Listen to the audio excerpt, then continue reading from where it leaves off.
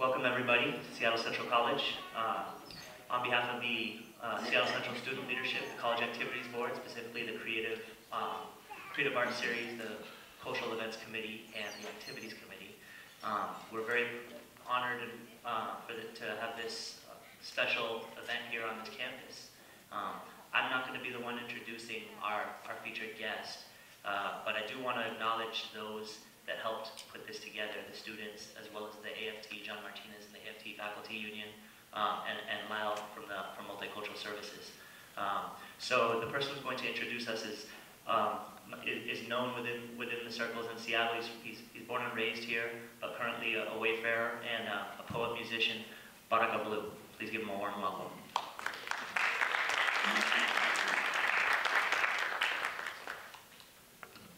Bismillahirrahmanirrahim. In the name of God, the compassionate, the merciful. Brothers and sisters, good morning. It's quite early. I greet you with peace. Assalamu alaikum. It's my honor to introduce Dr. Umar Faruq Abd-Allah, our speaker this evening. Dr. Umar is an American Muslim born to a Protestant family in Columbus, Nebraska. He grew up in Athens, Georgia, where both of his parents taught at the University of Georgia. He did his undergraduate work at the University of Missouri with dual majors in history and English literature. In his last year there, he won a Woodrow Wilson Fellowship and entrance to Cornell University to pursue a Ph.D. in English literature. However, shortly after coming to Cornell, Dr. Umar read the Autobiography of Malcolm X, which was to be a very pivotal and transformational moment of his life and was his door to enter Islam. He subsequently altered his field of study and transferred to the University of Chicago, where he studied Arabic and Islamic Studies and received his doctorate with honors for a dissertation on the origins of Islamic law. He taught at the Universities of Windsor, Ontario, Temple, and Michigan. He then went to Spain to teach Arabic in Granada. And in 1984, he was appointed to the Department of Islamic Studies at the King Abdul-Aziz University in Jeddah, where he taught Islamic Studies and comparative religions for several years. During that time, he studied with many of the greatest scholars and spiritual masters in Arabia. And he spent 16 years there. He returned here to America in 2000 under the auspices of the Nawawi Foundation. He is currently engaged in independent research, writing, and teaching activities with institutions across the United States, Europe, and Africa with a focus on Islamic theology. The topic today is about Muslims in America before Columbus, and it's a timely topic because, of course, many quarters of our land are questioning whether Muslims belong here, including the individual who holds the highest office in this land. And perhaps it's quite ironic to find that maybe even before Columbus, the Muslims were here. And definitely the Muslims have been here at least since many of them were brought in the transatlantic slave trade. So I think, though this is a historical talk, it is very, very profound in this historical moment. Please join me in giving a warm round of applause to Dr. Umar Faruq Abd-Allah.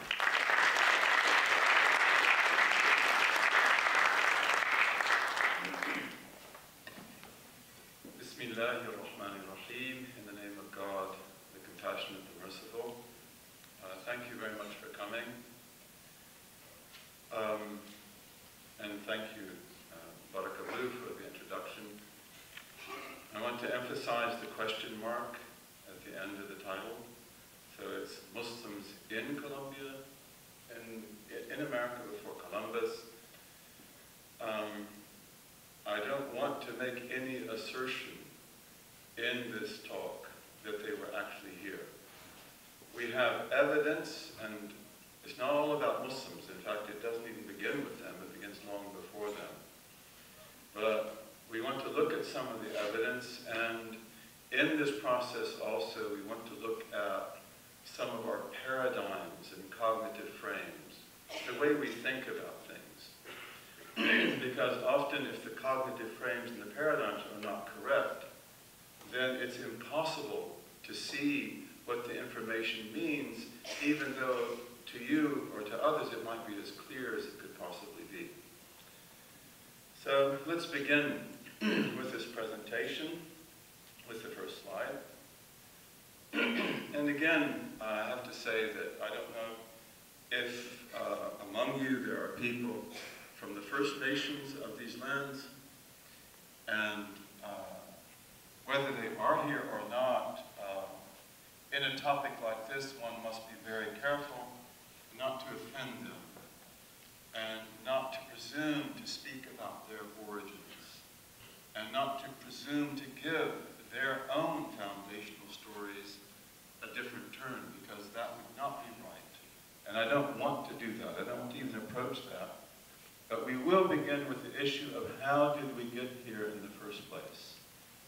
And the story, which is no doubt true, but it might not be all the truth, is that the Bering Strait had a land bridge, which is called Beringia, that was formed during the Ice Age from the period of about 16,500 to 11,000 years ago.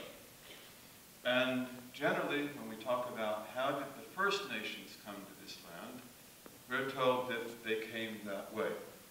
And there's no question that they did. But is that the only way they came? This is what we'll be looking at. And when we talk about Beringia, also, there's certain issues here, because that was the Ice Age. And as you know, the glaciers were very many, and they were very big, and they were very treacherous, and they were very difficult to cross. And Beringia had glaciation. Siberia didn't have glaciation. It was very cold, but it didn't have glaciers. So the general idea is that it wasn't that difficult for people to go up into Siberia. But once they get there, then they'll cross this land bridge, which is very large, and they'll come into North America, and then they come down. We're not here to question that that happened. However, we might also say, did it only happen by land? So let's take the next slide. And here we want to look at cognitive frames, because the idea that people couldn't use the sea, or they couldn't use rivers, is that true? And many people seem naturally inclined to that point of view from the very beginning. So in the 20th century, you had a number of people. Thor Heyerdahl is one of the most well-known. I don't know if the young people here know about him. I knew that when I grew up, which was a long time ago, that Thor Heyerdahl was one of the most fascinating and popular of all people. And he believed that the Americas were also populated by sea. And that although Beringia works, that it wasn't necessarily the only way. And he says here in a book, which is Man Across the Sea, man hoisted sail before he saddled a horse. He pulled and paddled along rivers and navigated the open seas. The open seas is very important. Before he traveled on wheels along a road, watercraft were the first of all vehicles. With them, the Stone Age world began to shrink by hoisting sail or merely traveling with the currents. Early man was able to settle the islands. And to show that that could be done, then he built the Kontiki, which was the Polynesian raft, and he crossed the Pacific Ocean to South America using the Black Current. That was really famous, and there were movies about it. His book, Kontiki, was a book that everyone read. And then he thought that even using an ancient Egyptian boat, one could have done the same thing on the Atlantic. Again, using the currents, the equatorial current. And he built, in 1970, he built the Ra. He built the Ra 1 before that. And of course it looks like this. It's an Egyptian reed boat.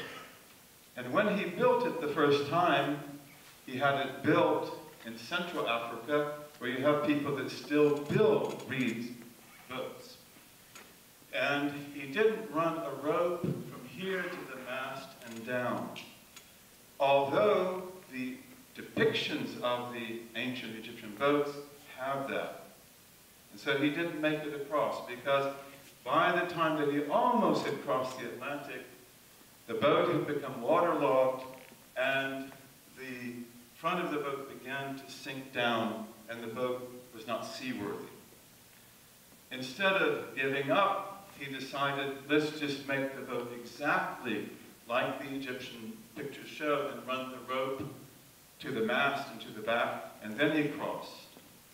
So he showed that that boat was, in fact, seaworthy. That, of course, doesn't prove that that actually happened. But he wanted to show people that it was possible. Let's take the next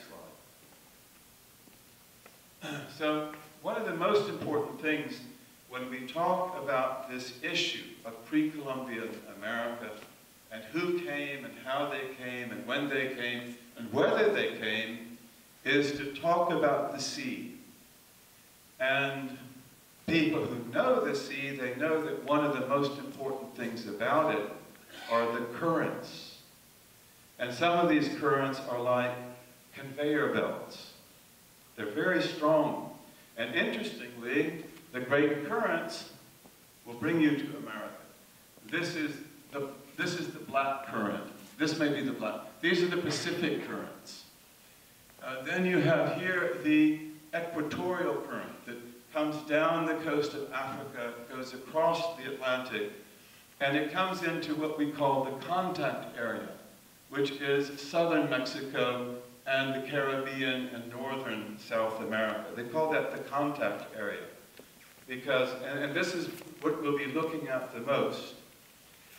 Even if we were going to go back to Beringia, the Bering Strait, I mean, you know about the First Nations of this wonderful city and this wonderful area.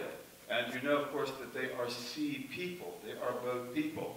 I don't know enough about them to know about how they conceive of their past or when they got boats or anything. But of course, and it's natural that they would be sea people living in this area. But again, if we were to go back and look at Beringia, then you'll see that this current comes right on the coast of Beringia and down into Alaska, into California. So it is possible, maybe even likely, that even some of the First Nations who crossed on Beringia, they did so by boat. They did so by raft. That's the safest way to go. And the currents are there. And moreover, as we said before, one of the big problems with the population through Beringia is how did they cross the glaciers when they got over? Because that's not easy. That was the Ice Age. So even crossing Beringia by land is much more difficult than by sea. And then once you crossing the glaciers down to the area south of the glaciers, which would be almost this far down, that's also going to be difficult. But if you're going by sea, by raft, maybe they had boats like the canoes, then actually it's not that difficult of a journey. And you can always stay inside of the coast. So again, this is an important example of cognitive frames, paradigms, the way we think of it.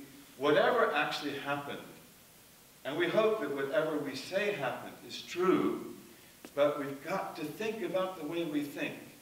And the person who says that it's just Beringia and it's just land, well, it's like probably they have a cognitive frame that doesn't understand the way the oceans are made. And the fact that these conveyor belts, if you get in them by choice or by mistake, they will take you. You'll have a hard time getting out of it. If, for example, and let's look at the next slide. Okay. I didn't know that was the next slide. But if you get into the equatorial current, the one that goes from Africa to the contact area, you would have great difficulty not coming to America. In 50 days, your boat will either be here or it will be washed up here. And whether you're still alive or not, that's another question. And no doubt, if people cross the ocean to the Americas, then no doubt some of them may have done it intentionally. And others probably did it by mistake. They got swept off, they got caught in the current, they survived the crossing, and then in 50 days to 60 days, they were in a new land. There's almost no doubt that that also happened. Is that all that happened? I'm not sure. But now, again, we look at the oldest evidence of human beings that we know of in America. And we say in Arabic, عدم الوجد لا يدل على عدم الوجود. The fact that you didn't find something doesn't mean that it wasn't there. So we have to always be careful to know that, because we don't know that this is the first American. The first person to be here is just the first one we've discovered, and we discovered her by chance. And this is a woman who was named Naya. It is the oldest human skull that we found so far. She probably died between 1300 and 1200 years ago. She probably lived during the time of Beringia. This is the time when the land bridge was there, and it had already been there for a few thousand years. So she could have crossed that way. There's no question about that. How did she get so far south? And why did she and her people go so far south? Well, maybe that's not a problem either. But the thing is that she was discovered here. This is, of course, southern Mexico. This is Yucatan. And this is also the contact area. In other words, this is where the equatorial current will come into America from Africa. And her skull has been reconstructed. Perhaps she looked like this. Probably she looked like this. She looks, to me, African. And that's also very interesting, because if she was an African, as she appears to me to be, then the idea that she crossed from Beringia is a little bit difficult. In fact, quite difficult. Let's look at the next picture. This is the second oldest human being that we found in these continents. And she's about 1,000 years or so after Naya. They call her Lucia woman. She's believed to have lived about 11,500 years ago. And after Naya, she ranks among the most ancient humans found in America. Again, where was she found? So she was found in Brazil and in Belo Horizonte, and as you can see, in southern Brazil. So this is very interesting. Again, it could be Beringia. We can't rule that out. But she also looks very much like Naya. Would you agree with that? She looks like she could be Naya's cousin, maybe Naya's descendant. And to me, she has a certain African quality. Of course, we don't know what color her skin was. The forensic artist made her this light brown color. If we knew what color she was, whether she was black or that color, that might also indicate more clearly where she came from. But she certainly, it's certainly possible that she came from Africa. let's go to the next, and this is the cave where she was found in southern Brazil. Let's go to the next slide.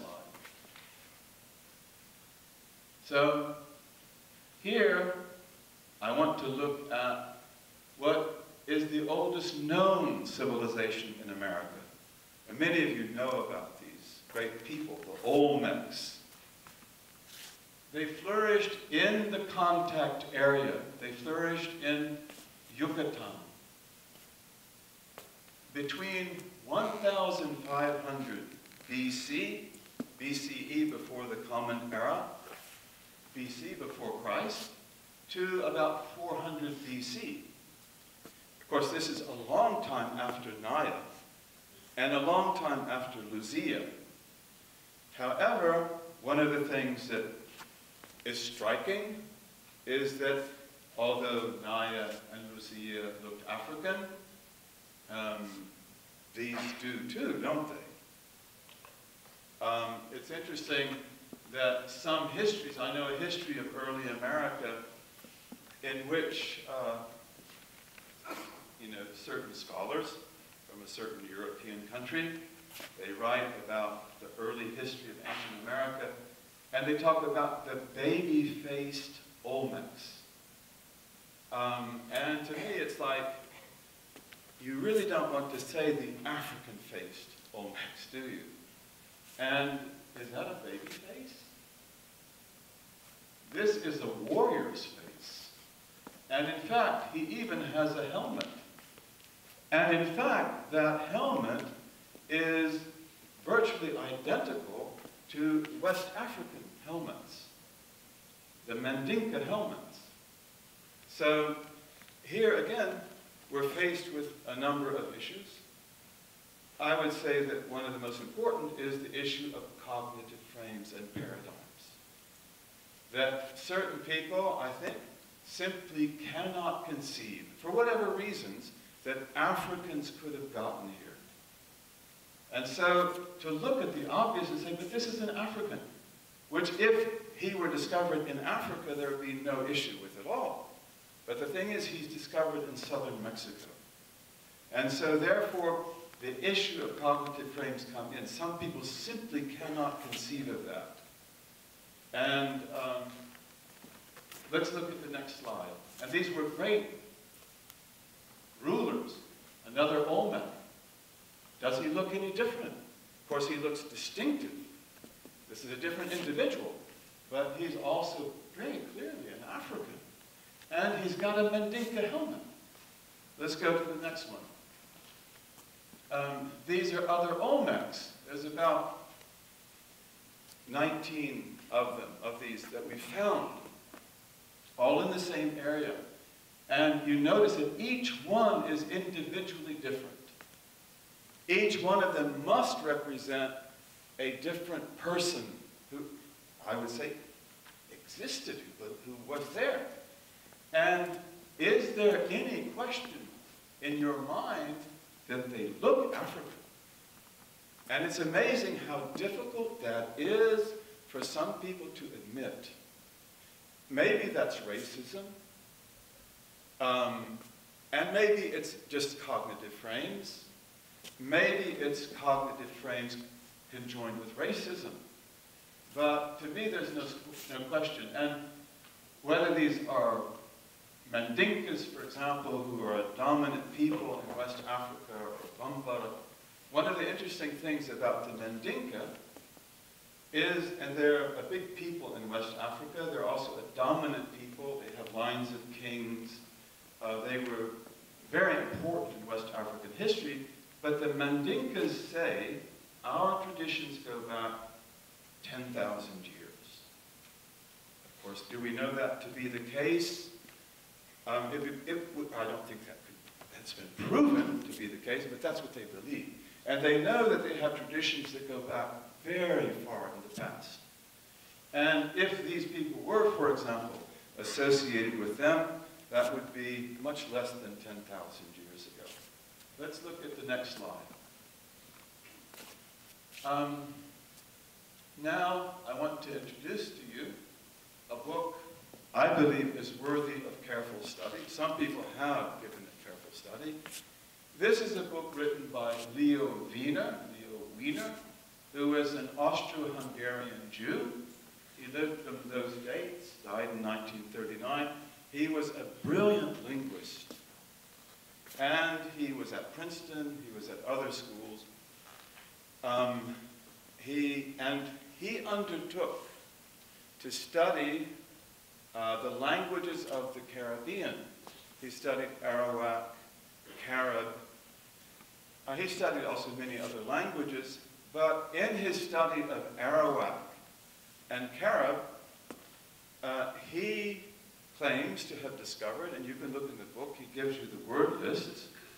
He claimed to have discovered that these languages had in them Arabic words. But then he claimed also that they were Arabic words that did not come through Arabs. How could a linguist make such a claim? Well, they have tricks. And one of them is that West African languages, for example, and many African languages, they have certain sounds and they lack other sounds. So there are Arab sounds like z, which you have, z, and they don't have that. So they won't say Zayn, they'll say Jane. They won't say Zainab, they'll say Jainab. And you have other examples of that phenomenon. So he noticed that these must be Arabic words, but they're not coming through Arabs. They're almost certainly coming through Africans. And so then he wrote his book, Africa and the Discovery of America. This came out, if I'm not mistaken, in the 1920s. Was it welcomed in white supremacist America? Well, take a guess. It was actually, I think, a courageous work. And I think, we should acknowledge the greatness of this man. And it is a careful study. It might be sometimes that he's over-enthusiastic, as some people are when they've discovered something new, and he wants to press the point home. But he doesn't just look at language. He looks at plants, he looks at wampum, he looks at all sorts of different things. Let's keep going.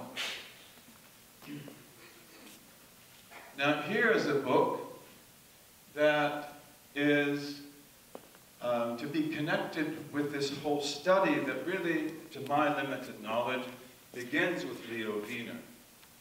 And this is an archaeologist, Alexander von Butenau, fundamentally concerned with ancient American archaeology. I think he's an Austrian, he might be a German, and he has works that are, again, worth reading. Unexpected Faces in Ancient America, 1500 BC to 1500 AD. In other words, coming right up into the Columbian period. He said, let the Mesoamerican terracottas, Mesoamerica, of course, means Middle America, which is Yucatan, Central America, and so forth. He said, let the terracottas speak for themselves. And they declare that not only East and West, but in fact the whole world met a long, long time ago in Mesoamerica, Middle America. And maybe that's the only place that happened. But this is what we're talking about here. And he's saying that, and one of the interesting things about the First Nations of Mesoamerica is that they made these terracottas. These are examples of the terracottas. And presumably these are the faces of real people. And you have people that look definitely Oriental, Japanese or Chinese. Those are there. They're not there in the picture you see. They probably, if they came, would have come by the black current. You have people that he would say this maybe looks like a Phoenician. He's got a beard anyway. They might say that looks like the European. I don't know actually what he says. And this looks like an African. So the terracottas are very interesting. There are thousands and thousands of these terracottas. The terracotta is a statue made of clay. And then it is fired like a pot. so that it becomes very hard. And mostly he studies the terracottas. And here also I mentioned diffusionists versus inventionists. These are two anthropological schools that pertain to the study of early America. The diffusionists believe that people came from overseas, meaning also from like Africa, from the Orient, Japan, and elsewhere, and that they diffused cultural ideas among the First Nations. Of course, a theory like that is going to offend some people. It's going to offend a lot of First Nations because they have gone through cultural genocide anyway. And then to come to say that you didn't even make your cultures, well, that's not going to be acceptable. And we have to be very careful how we talk about these things, and we have to also be very clear that America is a big place.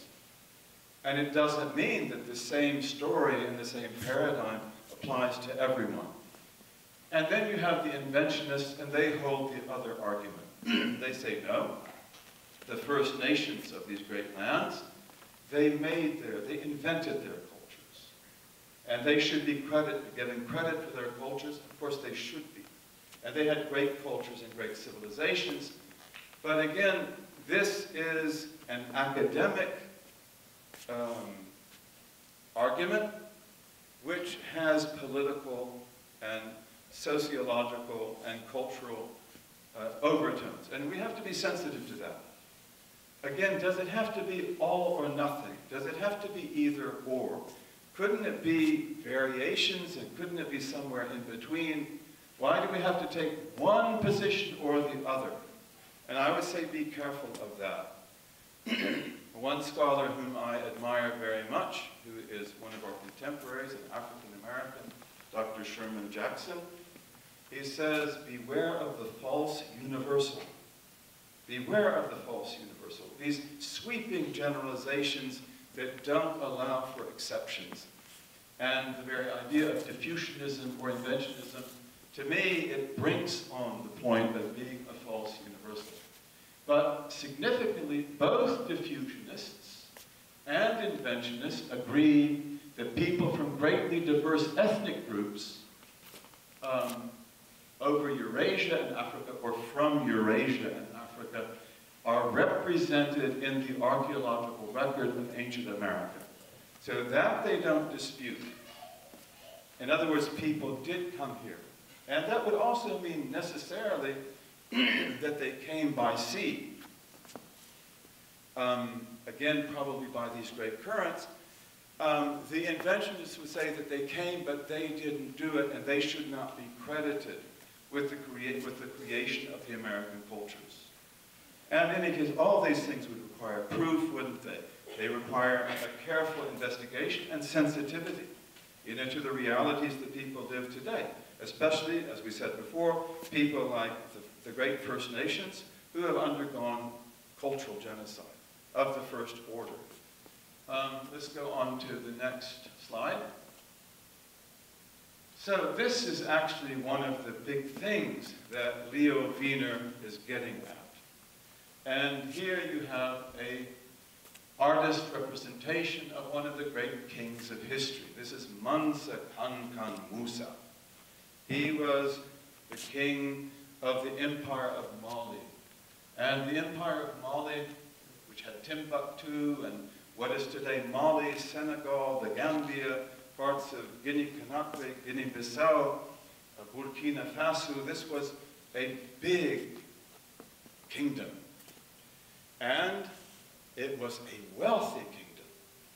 It was the most wealthy in the world because it had so much gold. It had so much gold. Mansa Khan Musa made pilgrimage in about, I think, 1325. And his soldiers, when they went with him to pilgrimage, they caused inflation in Cairo for about 12 to 15 years because of the abundance of gold that they brought. And his his soldiers who made pilgrimage with him, by the way, they could wear skins, they could wear different kinds of clothing, but they wore Persian brocade. And also, they had in their economy, they used seashells for their small currency that came from the Maldive Islands. So I just mentioned that because of the fact that we live today in a global world. And we must be very careful not to imagine that global civilizations didn't exist before. Because the kingdom of Mali was part of a global civilization. And therefore they had contact with Persia and with India and with the Indian Ocean. And where else? One of the things that the Mandinka say, he is a Mandinka. And by the way, compare his headdress with the Olmec statues. See, that's a Mandinka helmet, but it's also a Mandinka crown. Doesn't it look similar? Yes, I think it does. So, anyway, Mansa Kankan Musa is one of the great rulers of history. But the Mandinka who say our traditions go back 10,000 years. Okay? They say the world is old, but the future springs from the past. These are words of wisdom that I love, and I think they're very true. This is also why it's so good to know the past and to discover the past. And the real past, that is the past of your ancestors, and our ancestors is often very different from what's written in the books. But that's in you, and it will be in your future. Whatever is there. And that's why it's good to know it.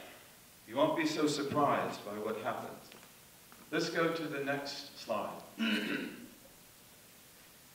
This is an Arabic text. I took it from a manuscript. I'm the one who made the ugly lines there. And this is from a book by Al-Umari. That's how you pronounce that word. And that's his last name. And his Shihabuddin Ahmad ibn Yahya. He was an Arab historian who lived from about 1300 to 1384. And he gives us a report from Mansa Kankan Musa when he made pilgrimage. Now, if you look at the dates, when Mansa Kankan Musa made pilgrimage, he would have been about 25 years old. So he didn't actually hear the report. He heard the report from somebody else, a person in the Egyptian court. But he tells us about it. And this is the Arabic text, and it's in a book that's called Masalik al-Absar fi Mamalik al-Amsar. That's the Arabic. And it's roots towards insight into the capital empires. And one of those capital empires is Mali. So he wants to talk about Mali. And let's look at the translation of the text. Next slide, please. So this is my translation of it. What Mansa Musa reported about his brother and predecessor, Mansa Kankan Abu Bakr II. Okay, so he's asked in Cairo, how did you become king?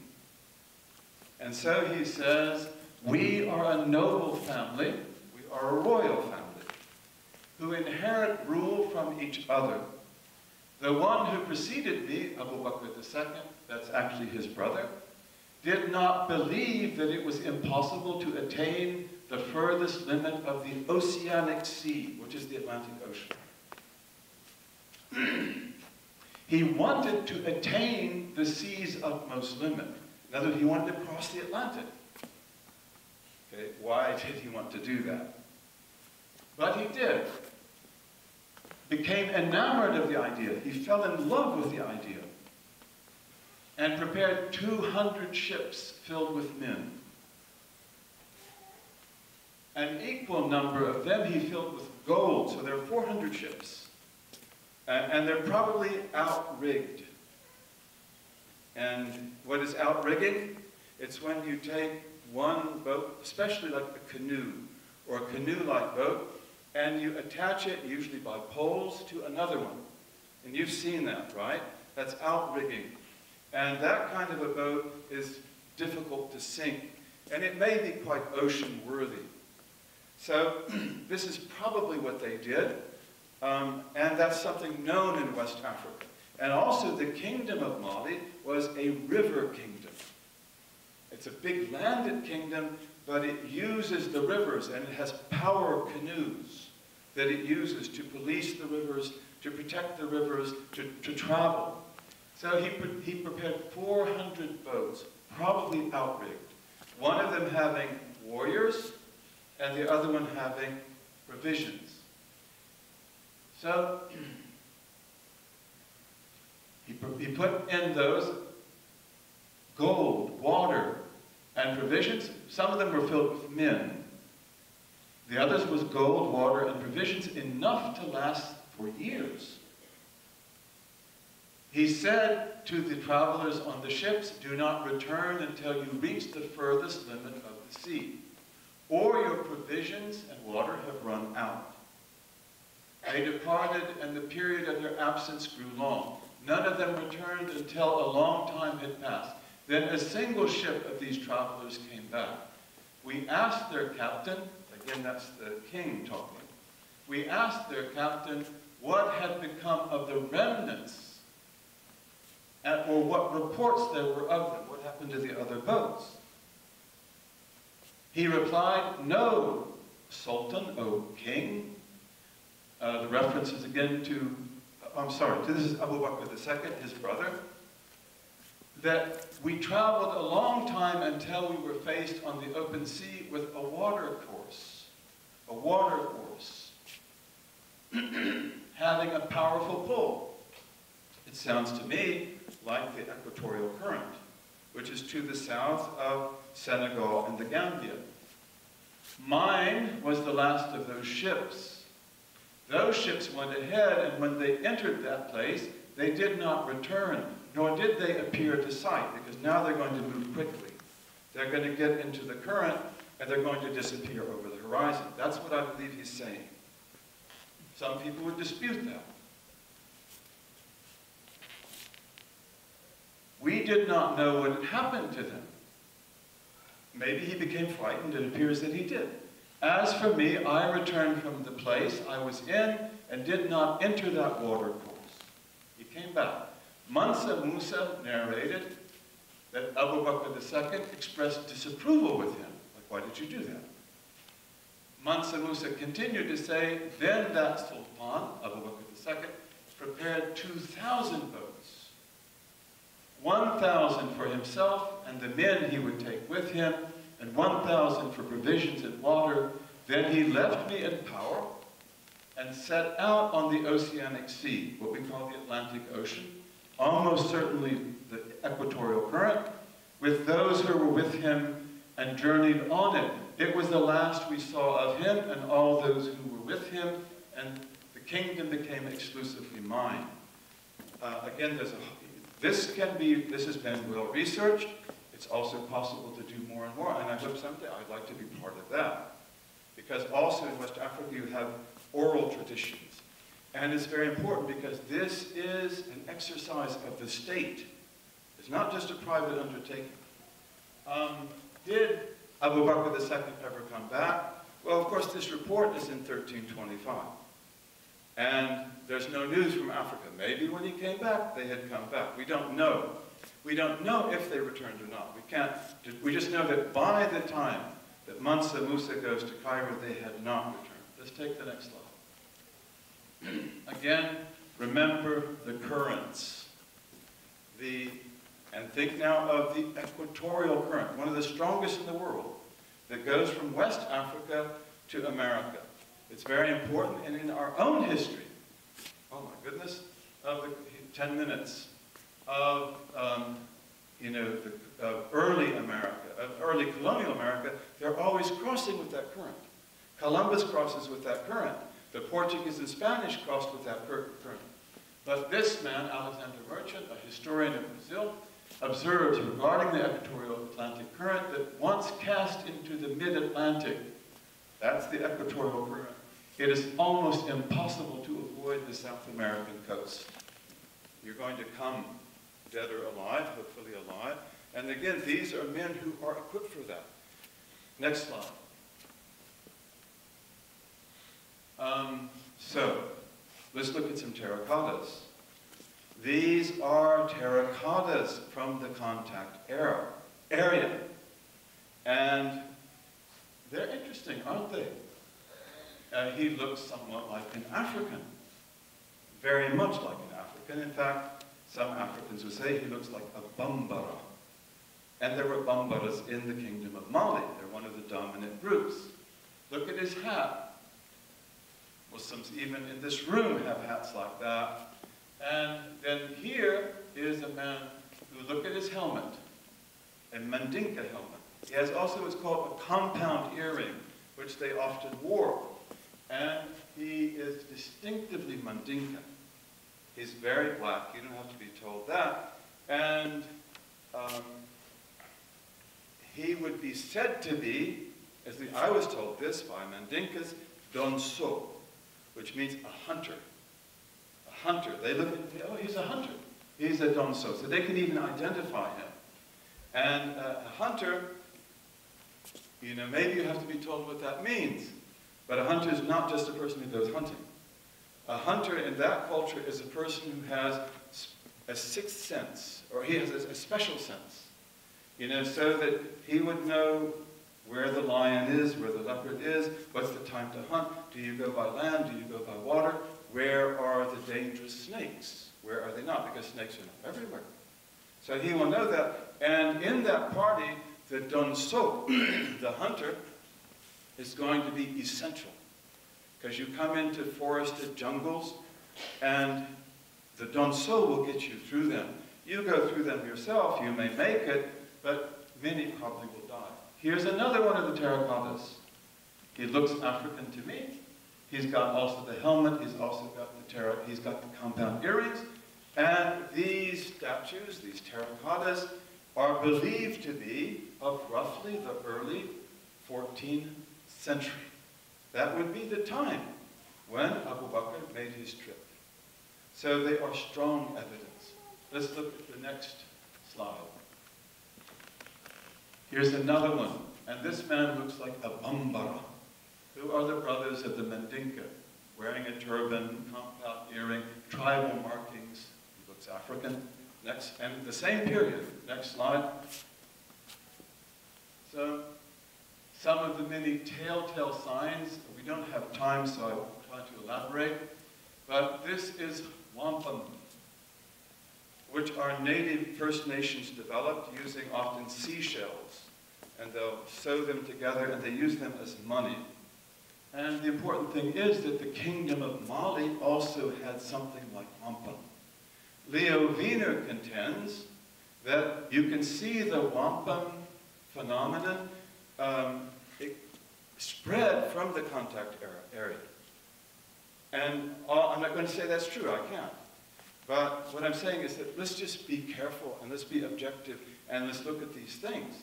Also, a Mandinka dog. What's special about the Mandinka dogs? What is special about the dogs, the Cherokee dog, or the dogs of the First Nations? They don't bark. And the Mandinka dog doesn't bark either. They're barkless dogs. They can actually bark, but they won't bark unless there is immediate danger. That makes a lot of sense to breed that they're very intelligent dogs. But in Mandinka land, which is not jungle, it has jungles, but it's mostly savanna, it's mostly grassland, you don't want barking dogs at night because they give away where you are, where your village is. Lions can come, leopards can come, you know, raiding parties can come. So it's good to have a dog who will only bark when there's trouble. Whereas in the contact area, assuming that these dogs come through the contact area, you don't really need a silent dog. Because here you have mostly forest. And in fact, you need sound to be able to hear, like drums, and maybe even like a barking dog. So these are interesting parallels. And Leo Wiener is among the people that points them out. Let's take the next slide. Okay, so Cortez and his conquest of Mexico. So he will conquer Mexico a little bit less than 200 years after those ships almost certainly crossed the Atlantic. And this is what he writes. When he came to Yucatan about 2 centuries after the possible Mandinka landing, he called that area El Cairo. He could do that for many reasons. He did not believe he was conquering a new and foreign world, but an extension of the Islamic realms of the Old World.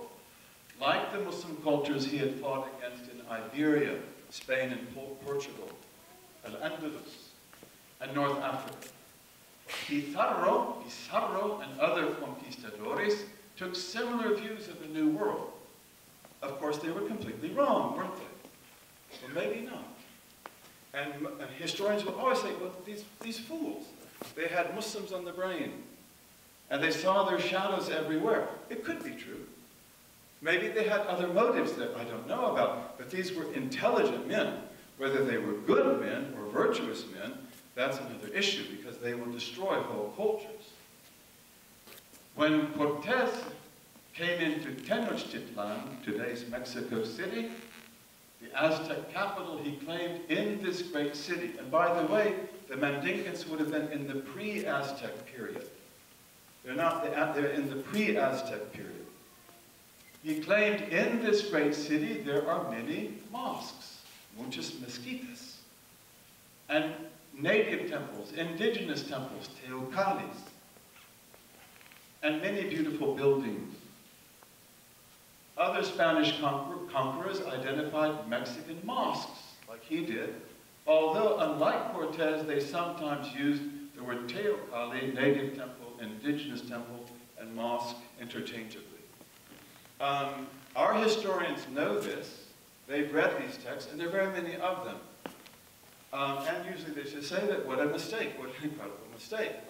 They thought they were in a world they weren't in, and they were mistaking what they saw for mosques.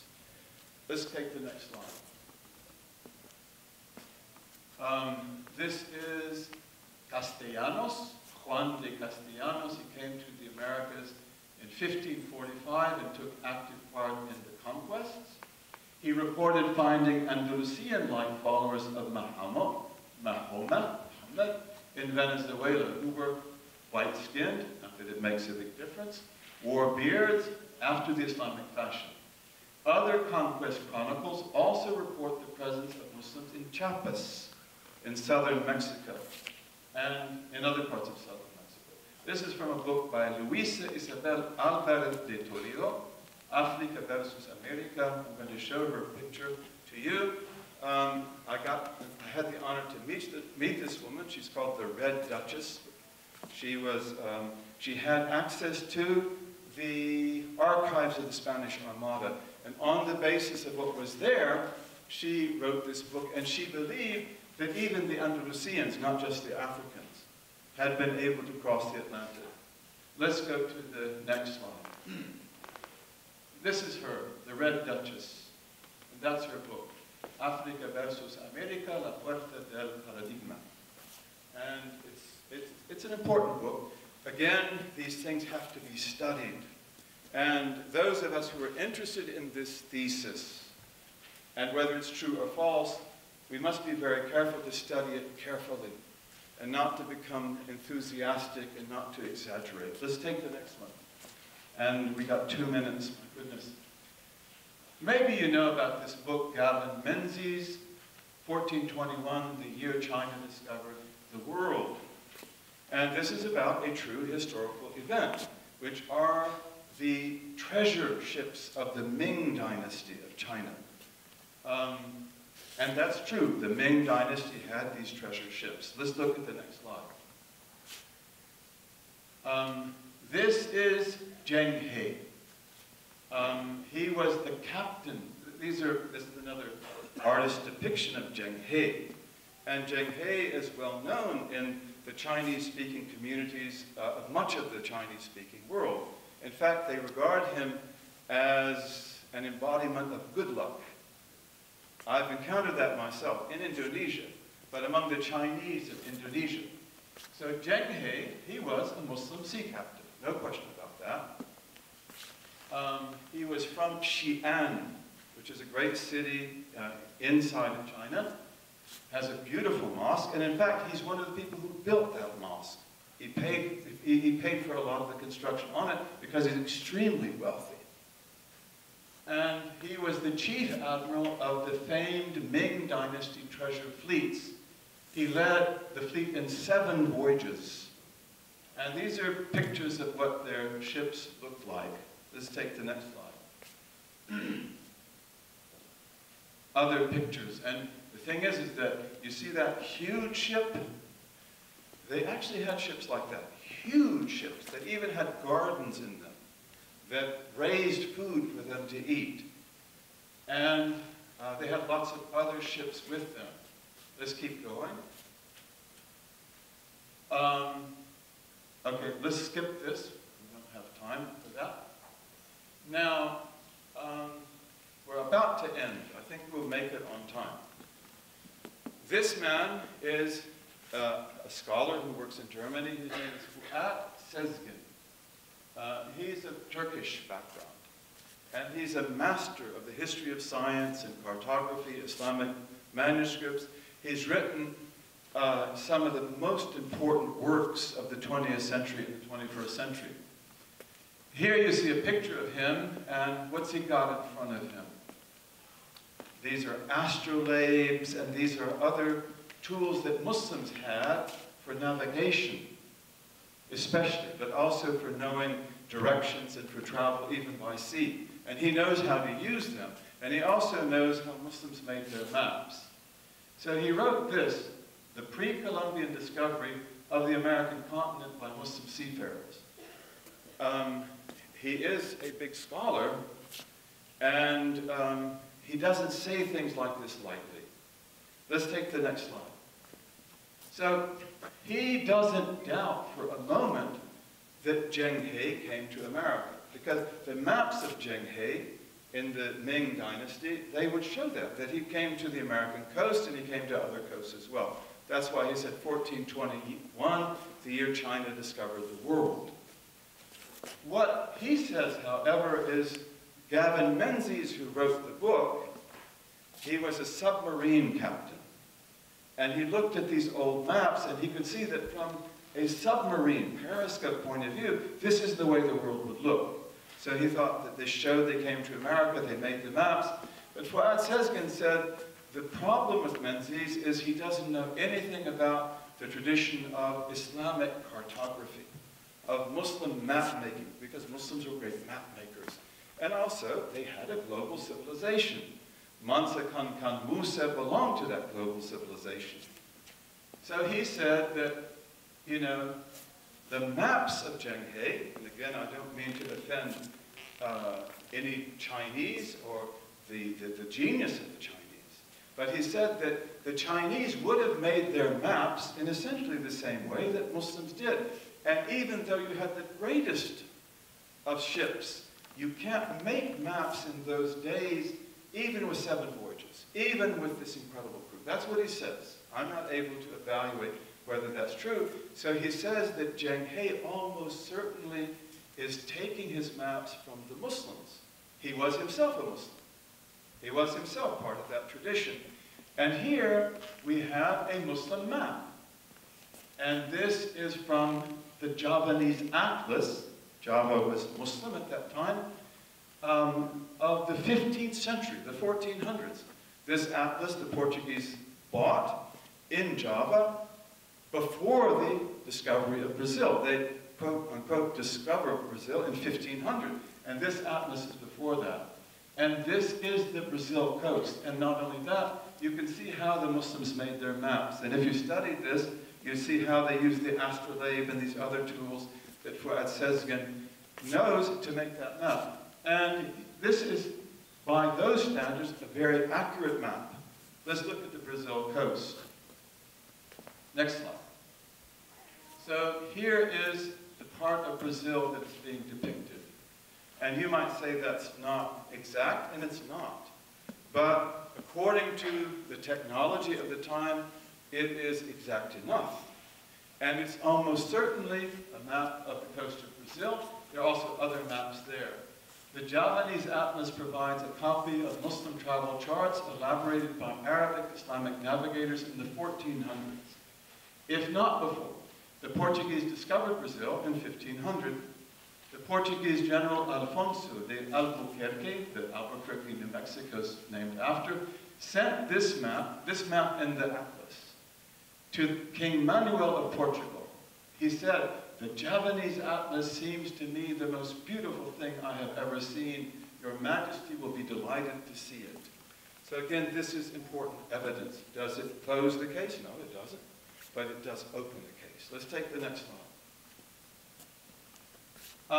And that's it, isn't it? But what do we say about the map making? This is what Fouet says about it, is that to make maps, even with that technology, which was very advanced for that time, you couldn't do it in one voyage or two voyages or three.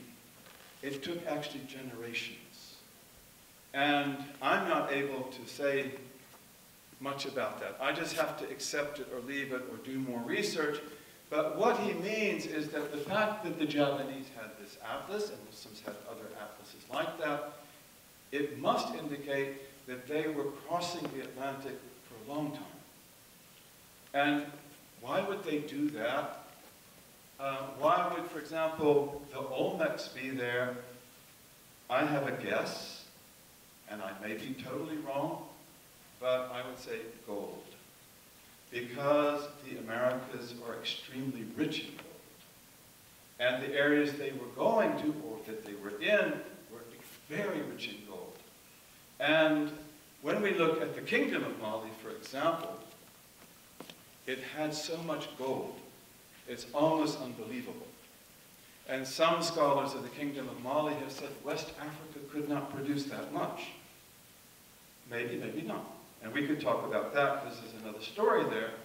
But if you bring in other sources of gold, especially across the Atlantic, and again, we don't know the full story, but why is Abu Bakr II so intent on going? Why does he give up his kingdom to go? Maybe he comes back.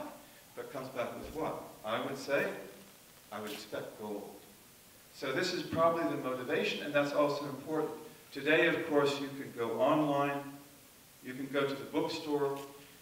You can buy maps of everything in the world, can't you? Even you can get a map, a Google map, is that what it is, of your own home, showing whether you cut the grass or not.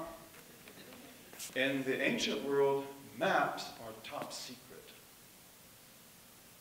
You don't publish them and print them. You don't give them out. Why? Well, because they're used for trade, and they are access to markets that you don't want to give to your competitors. And for that reason, maps were kept secret. It's also part of the story. Thank you for listening.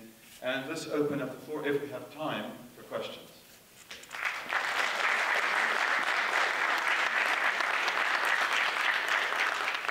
So we were going to do cards, but I think it's a safe enough crowd that we can open up the floor to questions in the audience. Is there anybody who would like to ask Dr. Umar some questions?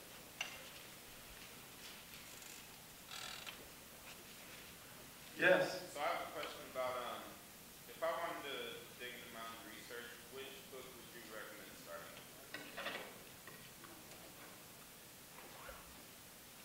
I would say Alexander von Butenau. I would say read Thor Heyerdahl. Thor Heyerdahl believed in all of this. Read it very carefully. Ivan von Sertima, whom I don't have up here, that came before Columbus. His book is also very important. He's basically using Leo Wiener, and he's adding a few things. He is from Guyana in South America. Sometimes the book is not as academically tight, in my eyes, as I would hope it to be. It's a little bit enthusiastic, and you have to be really careful about that. I would say ultimately, the book that's really got to be carefully studied is Leo Wiener. It's a big book. It's an incredible study, in my opinion. Ivan van Sertima, I would say, would be used as an introduction to that book, because he relies on it very heavily. Yes? So, the purpose you say is for trade, but if the theory is there that these people have settled into the Americas, they have men and they have provisions, but they're missing one key part of creating that next generation. So, What's that? the people that are going to create the next generation. The women. And that would be because of the fact that they intend to intermarry. And almost certainly did. Almost certainly did. And you're talking about 2,400 boats, 1,200 of which have warriors. And so they almost certainly intermarried. And this is one of the things also that von Budenau talks about, is how he says in the terracottas you can actually see the transition from African-looking people to people who look like the First Nations. So that's a very good question. Thank you. And this is what Muslims did, and many other people did. I mean, for example, Islam has been in China since 1,400 years. And it came by trade, and it came also by the emperors themselves. The emperor of the Tang Dynasty, for example, brings some of the first. And he brings armies. And other emperors did that because they wanted Muslim armies to protect the throne, especially from the Tibetans and from the Mongols. And if you go to China, I've had the honor to go there and to study these things. You can actually see in the Silk Road and other areas the kind of houses that the Muslim generals lived in. They developed special martial arts. A lot of them were ministers of state. And the guides I had, who were Chinese guides, they would show me how, if you just know the structure of the house and the way it's put together, you can tell whether he was an officer, whether he was something else. And he said, these are officers' homes. But also when the Chinese emperors would bring the Muslims, they didn't bring women. They said, just men. Why? So they die out, of course. No. So they become Chinese, because he will give them wives. And then they will become Chinese. Yes? Yes, sir. I had the, thank you very much. I had the opportunity to visit the Zhenghe Museum in Nanjing. And you can see the recreation of the ships and a lot of these maps from that period, which included tremendous trade in the Indian Ocean. And that tremendous trade spread culture and learning, perhaps even up to Europe. But it was tremendous. Since you've asked your beautiful question and made your comment, maybe our sister could go back to that book. Just before we get to Fuad Sezgin. It's this one right here. Keep going. Oh, just. Can you do that?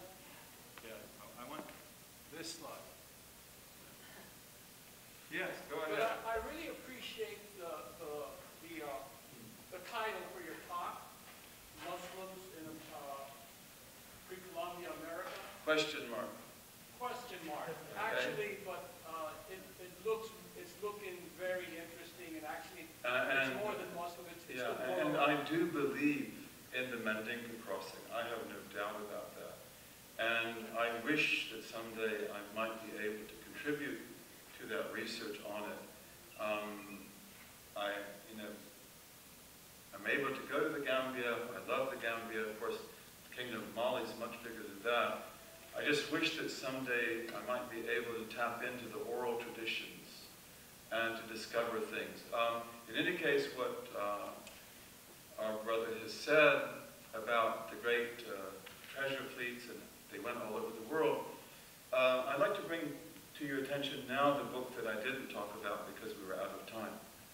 And this is a book also that, if the man is here to ask the first question, it's really good to study. Very valuable. This is Islamic and European Expansion. And it's edited by Michael Addis.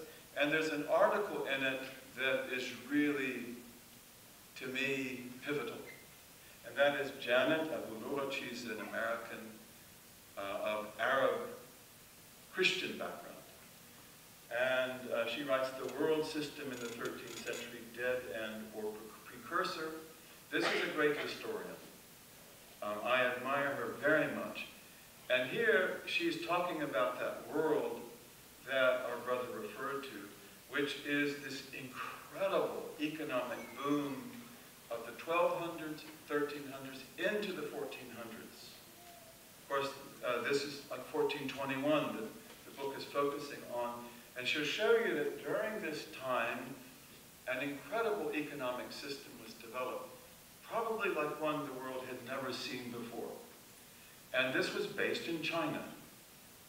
And it's very much a part of the Yuan dynasty, which is before the Ming Dynasty. The Yuan dynasty is the dynasty that was run by the Mongols who conquered China. And then the Ming will take over after that. And what she shows is that this incredible economic system was developed between China. It involved the Muslim world, and it involved even Europe, even Italy and France and other parts of the world. It had like 4 nodes. And it is, I guess she would call it proto-capitalist or pre-capitalist. They developed banking, international banking. They developed something like checking, which is hiwala, which Arabs still use to this day, so that you didn't have to carry gold and silver thousands of miles across Asia, for example, which is not only dangerous because of robbers, but it's also heavy. Gold and silver, I hope all of you know this, and I think it's not a bad idea to have some gold and silver if you can afford it. Of course, it's a bad investment. It goes up and down, but in the end, it's not a commodity. It's real wealth, but it's heavy. It's very heavy, so they developed the hiwala system, that I can have a check-like instrument, paper instrument, go all the way to China and cash it for a whole sack of gold, or the other way around. And this system is she says precursor or dead end. In other words, did this lead to the phenomenon of banking in Europe and capitalism in Europe, especially in the 15th century, in the 1400s? And again, we have to be really careful. Let's not insist on things before we prove them. But that system ended abruptly. That great economic system is really important. I would like to be able to talk about it for minutes, but it ends really quickly. It shuts down. What happened? I know some of you know. What happened? The bubonic plague, the Black Death. And again, we as people who live in the West, may we be able to cure the West, our brothers and sisters, of myopia, just seeing one view. Of course, we in the West study about the bubonic plague. You may have read about Defoe and the plague journals and so forth, but the way it was presented to me in high school and college, and maybe to you, is almost as if it only happened in Europe. It was only significant in Paris and London, and then we know how it affected feudalism and how it leads to the development of cities where peasants can go and become the beginning of the proletariat. But the civilizations that were really struck down by the plague were ones that were not essentially agrarian, as Western Europe was. And that was China. And it was also many of the other cities of Central Asia, of Muslim Spain and Portugal, of Syria. And this is a really, really good book. It's about globalism. Its introductions are fantastic. If you have any kind of historical inclination, I think you would love it. And then this article, to me, is just a must-read. Other questions? How are we coming with time? 15 minutes. So, any other questions? Yes?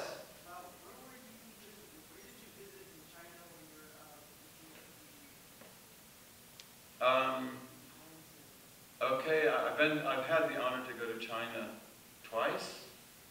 I have great hopes to maybe go there a third time in the months ahead. On the first trip, which I don't think the second trip was much different, we began in Beijing. We then went out to the Longzhou, out to sort of, we went to the western part of the Silk Road. We came to Xi'an. We went to a number of different places, and then we ended in Shanghai. And I think in the second trip we did just about the same thing. We added a few things here and there. We were mostly interested in the cultures and civilizations of our Muslim brothers and sisters in China. And that's a really interesting study. I have an article which you can find online called Thinking Outside the Abrahamic Box. No, it's called Islam in China. What is it called? Islam in China, is it called that? Thinking Outside the Abrahamic Box. You can read it if you want, but that article is based on those trips, and then also on readings and other things. And that's just, especially for us as Muslims in the United States and Canada and Europe, the Chinese Muslim experience is extremely valuable, especially because of the way that they fit into Chinese culture while still maintaining their Islamic identity. Yes? Any other questions? Yes? The Abrahamic box as in Ibrahim or Abraham Lincoln? It's not Abraham Lincoln. Okay. It's Abraham the patriarch, the father of the children of Israel. And what I meant to say is that, you know, when we talk about Abrahamic faiths, which is a good thing, Judaism, Christianity, and Islam, they're all very similar. They have the same glossary, the same vocabulary, a lot of the same beliefs, a little bit of difference here and there. But one of the things that's really interesting about Chinese Muslims is that they have an extremely interesting dialogue with Pure Land Buddhism, Neo-Confucianism, and Taoism. And this is one of the main things they're seeking, is to relate Islam and the Islamic tradition to Muslims through those traditions. Does that make any sense? Well, again, because one of the interesting things about the Muslims of China is that many of them, certainly not all of them, perhaps not most of them, that many of them were servants of the state.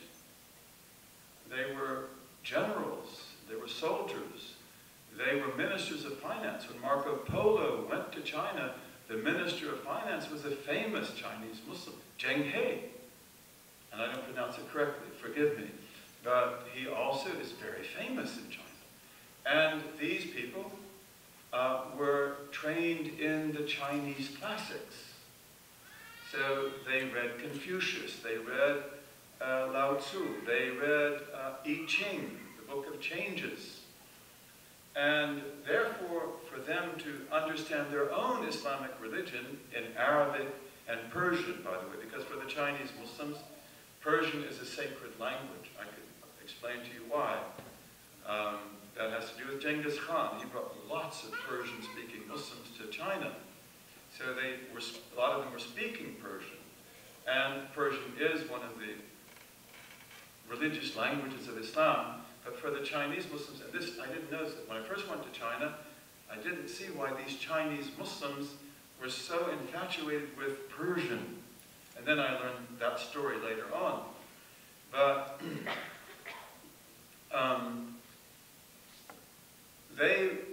these scholars like Wang Daizhu and Liu Ji, they wanted to explain Islam in Chinese terms. Not for the Chinese, not for the other Chinese, but for the Muslim Chinese, because that was their worldview. They'd been trained in the classics.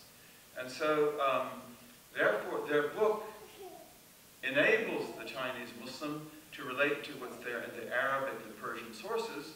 It's a different worldview. But also at the same time, it brought about a very interesting dialogue between the Muslims and between the Buddhists and the Confucianists and the Taoists. And I talk about a little bit of that in the paper.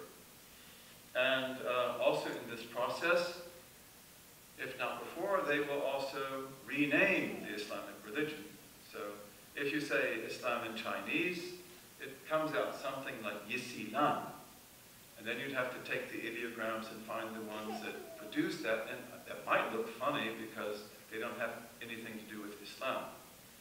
And so they would name it, I'm going to try my Chinese, forgive me, Qing Jian Jia.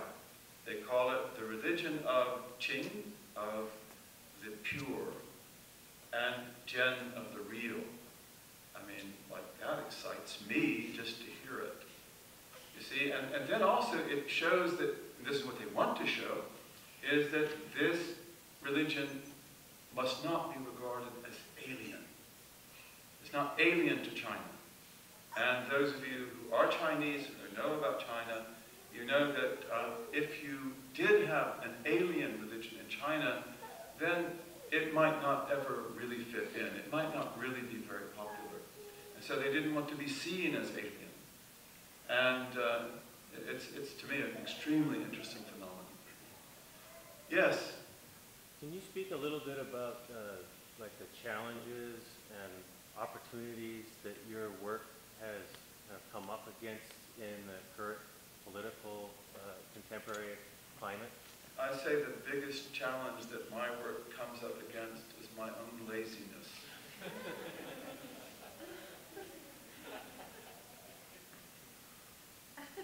What am I going to do? I hope that we'll be able to work together, and because again, as our brother Barakablu pointed out, before this was never for me academic. For me, this is fascinating. This history is really important. History is identity, but now, in wake of what has happened, and the present regime, I hope that it doesn't become as bad as some people fear, or as it might be. But now this is a very important issue. We are not aliens here, nor are you, if you're not a Muslim. And we never were. I gave another presentation at Town Hall on Muslims in America from 1585 to 1965. That's from the beginning of English colonialism, and we were here, as Barakablu said, from the very beginning. Even from the colony of Roanoke, Drake brought 200 Muslims to Roanoke, which he had liberated from a galley, an artillery galley ship in the Caribbean. And these may be the ancestors of Abraham Lincoln, who was a Melungeon. And the Melungeons think they came from those people. And so does Elvis Presley, and so does Clark Gable, and so does Tom Hanks. And whether that's really what happened or not, I mean, Abraham Lincoln has DNA like nobody else's. DNA found in Tunisia, by the way, now this issue is an issue, of other things instead. In fact, one of the great Muslims in early America after Columbus is Lady Liberty. You know who she is, don't you? Lady Liberty, that beautiful lady that's in New York Harbor, the Statue of Liberty. Did you know she was a Muslim? Because Bartholdi and Eiffel, who made the Eiffel Tower, Bartholdi, like most artists, he based that beautiful woman on a model.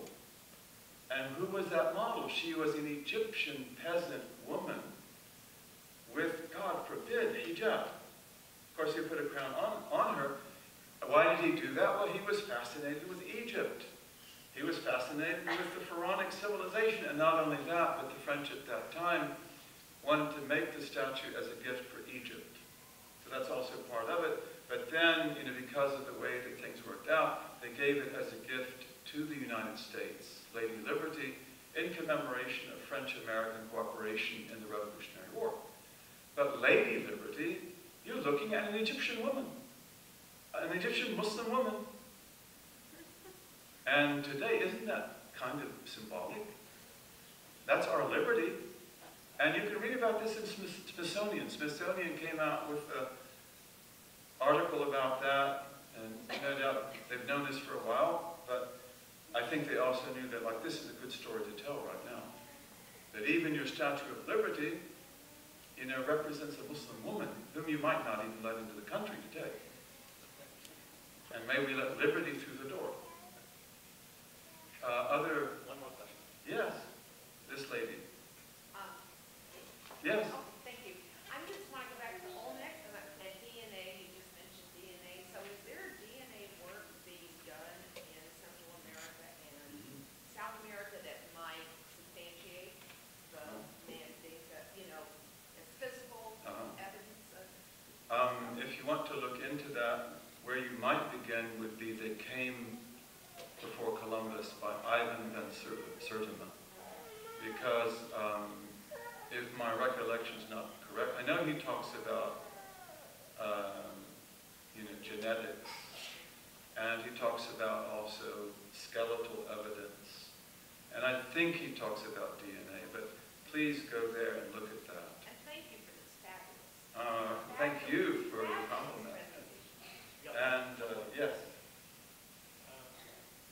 Along the lines, well, thank you for the presentation, but along the lines You're of what the previous question, I know you mentioned how you'd like to look into oral evidence more, but along with that, what do you feel are, in terms of initial further inquiries and also other types of evidence, would you feel would be most fruitful to look into to further substantiate this thesis?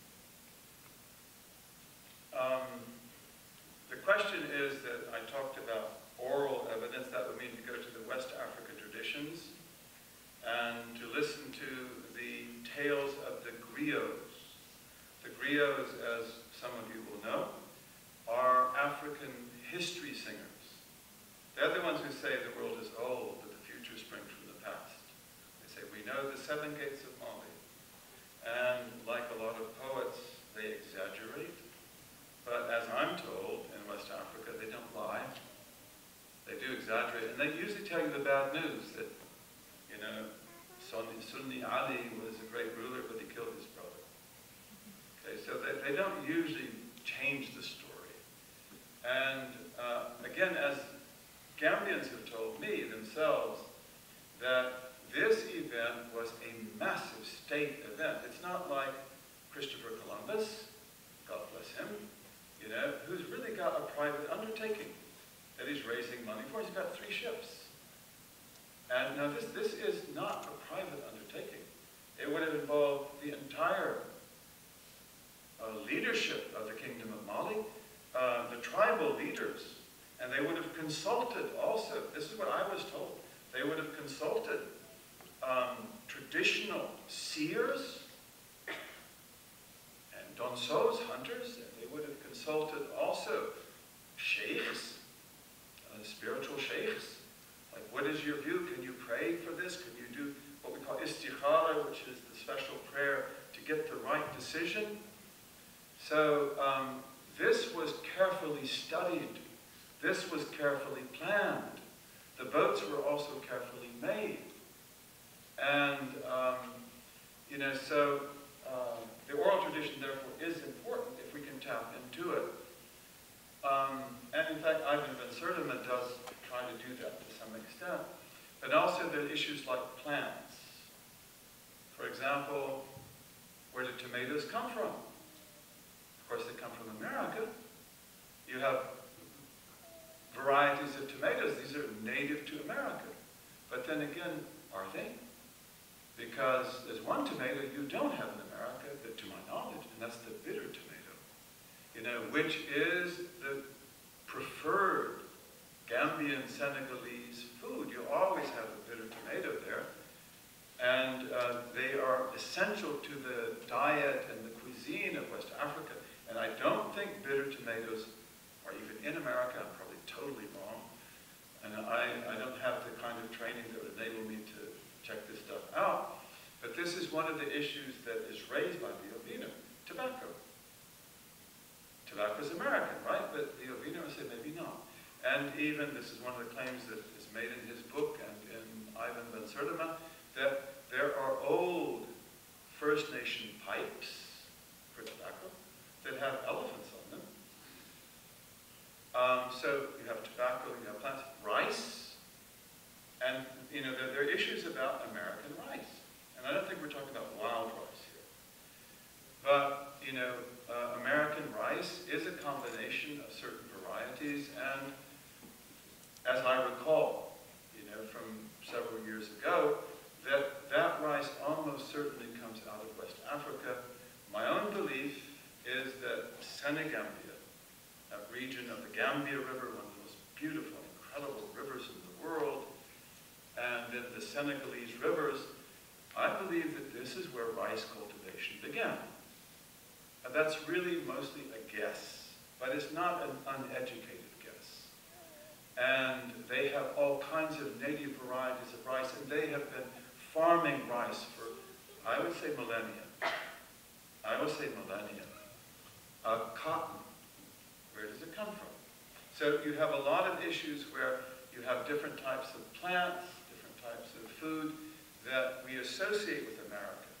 And they were here, no question about that. And again, we don't want to rob anyone of their thunder. We want to be polite and respectful of people. But in many cases, and you'll see this in these books, there is a question of, does it really originate in America or in Africa? And the least we can say about that is, let's take Africa seriously. I love Arnold Toynbee. Those of you who've studied history, you know that name. It rings a bell. I think he's one of the greatest minds of the 20th century, one of the greatest historians and philosophers of history of the 20th century. He does, however, in my opinion, have a big defect. He never took Africa seriously.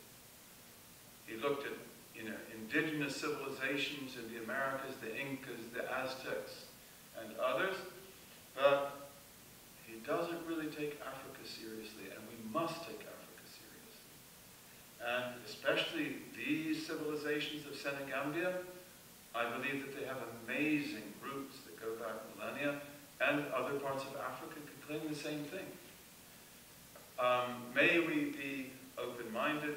You're at a university, and many of your students, and we really have got to open up the discourse, to search for the truth, what really happened. Of course, if we're Americans, as I am, and I assume that most of you are, what is the history of the First Nations of this land? You know some of that, but maybe we need to tell that story in more detail. It's not an easy story to tell, is it?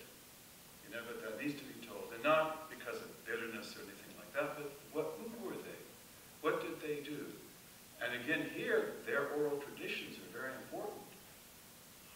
But let's let them tell us their story also. And then, of course, the Africans who were brought here.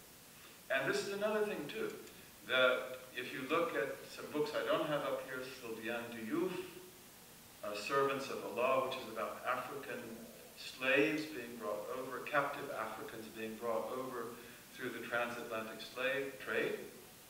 Most of our brothers and sisters of African descent in the United States come from Senegambia. Okay, I think that's pretty well established. They can come from Nigeria and other parts of Africa, no doubt, Mauritania even.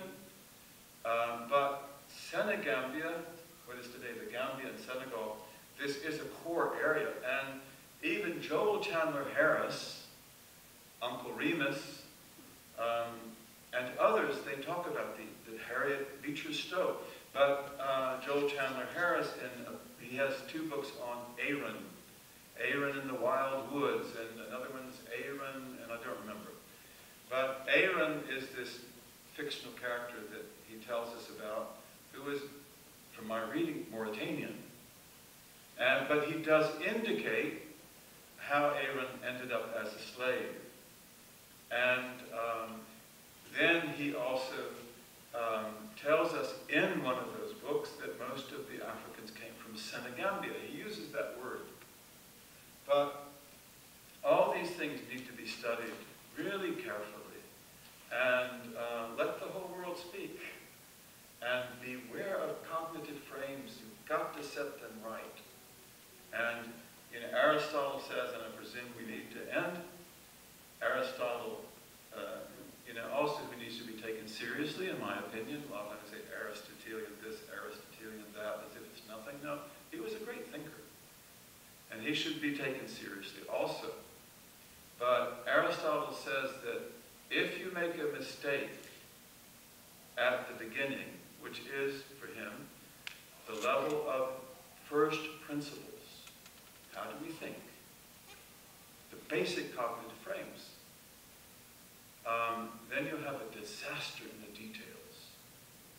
And that's why we really have to always go back to the beginning. What are our assumptions? What are our rules of thumb? And that's absolutely necessary. And one of the ironic things about the modern West over the last 400 years is that we don't usually do that, believe it or not. And we don't do it very well. We just get going. And as long as you can produce something that works, it's okay. Well, on some levels it is, and on others it may not be. Thank you very much for your attention. And may all go well with you and all go well with us. And I'm really happy to be here on the West Coast. I was in LA before here. I came up here. And I do feel that the West Coast in the present situation can play a dynamic role, I would say even in the preservation of our liberties, that I hope will be done wisely and correctly. And I feel very happy to be here. I feel, not that I would be unsafe, but I remember when I was coming from the Gambia and I have to go through JFK, and New York's not bad, it's good. But people were telling me, remember this, if they stop you, I am an American citizen, I have established my identity, may I speak to your supervisor? I want a lawyer. And then I think I'm being profiled. I said, maybe profile, I'll leave that out. But, my friend said, please remember this because you may be profiled when you come through. Fortunately, it didn't happen. But, at first I came by way of Morocco, then I came to New York, then I came to LA. And this Moroccan woman told me in the airport in Casablanca that you'll go through customs in LA. And I thought, wow, that's great. It didn't happen though. I went through customs in JFK, and even on the plane I thought, that can't be true. You're going to go through customs in JFK, and it went nicely. I'm thankful for that. When I came out, there's these women there with the big signs. Did you see anybody detained? And I waved at them. I went to my airplane, and God bless you all. And may we have a safe